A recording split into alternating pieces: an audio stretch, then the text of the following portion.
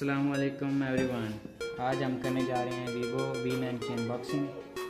ये देख लें इसकी, ये है पेरल ब्लैक में, बिल्कुल नया मॉडल है। आज हम इसकी अनबॉक्सिंग करेंगे।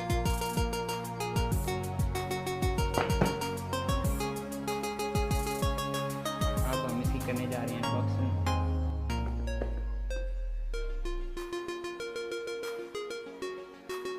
बहुत बॉक्स है।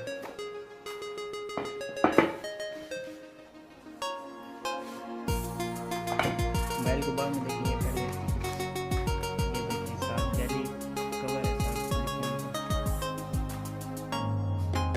और साथ कुछ ये सिम इंजेक्टर। ये देखें बहुत ही खूबसूरत नाइस मोबाइल वीवो V9, बहुत ही उम्दा।